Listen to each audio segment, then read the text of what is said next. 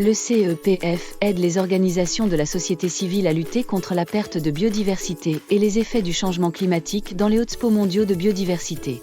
Par conséquent, de nombreux projets financés par le CEPF sont mis en œuvre dans des zones écologiquement sensibles ou auprès de communautés vulnérables. Reconnaissant la possibilité d'impact négatif, le CEPF s'engage à ne pas nuire aux personnes ou à l'environnement. À cette fin, le CEPF a adopté un cadre de gestion environnementale et sociale qui définit les processus et les politiques de gestion des risques pour les subventions du CEPF. Le cadre s'applique à toutes les activités du projet, qu'elles soient financées par la subvention du CEPF ou par un cofinancement.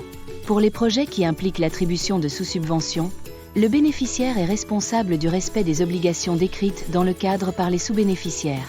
Le processus d'identification et de gestion des risques environnementaux et sociaux relatifs aux subventions du CEPF comporte 10 étapes. À l'étape 1, le postulant soumet une ébauche de projet sous la forme d'une lettre d'intention, LDI. Le formulaire de la LDI comprend des questions sur les activités du projet pouvant avoir des impacts environnementaux et sociaux potentiels. Le postulant doit répondre à ces questions. À l'étape 2, la LDI est examinée pour vérifier qu'il n'y a pas d'activité inéligible au financement du CEPF, telles que l'expulsion de personnes de leur zone de résidence ou l'achat d'armes à feu. Si le projet proposé inclut l'une de ces activités, il doit être reformulé pour les supprimer, sinon le projet sera rejeté. À l'étape 3, une évaluation des risques est réalisée pour juger du risque global que présente le projet proposé et déterminer quelle politique de sauvegarde du CEPF s'applique. À l'étape 4, le postulant reçoit des conseils basés sur les résultats de l'évaluation des risques.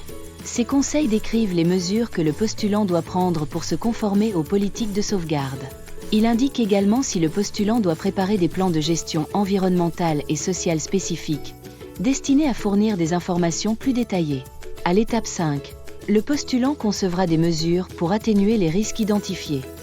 Ces mesures seront incluses dans le document de projet et, si requis, seront décrites de façon plus détaillée dans les plans de gestion environnementale et sociale.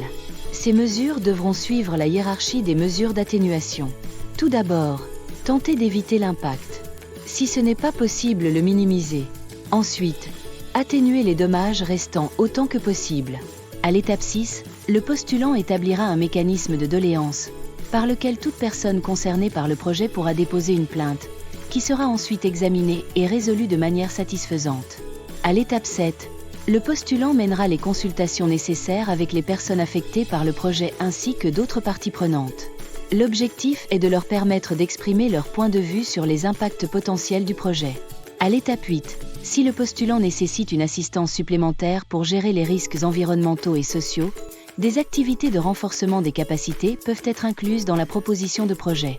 À l'étape 9, après le début effectif de la subvention, le bénéficiaire sera responsable de la mise en œuvre de toutes les mesures convenues pour atténuer les risques environnementaux et sociaux.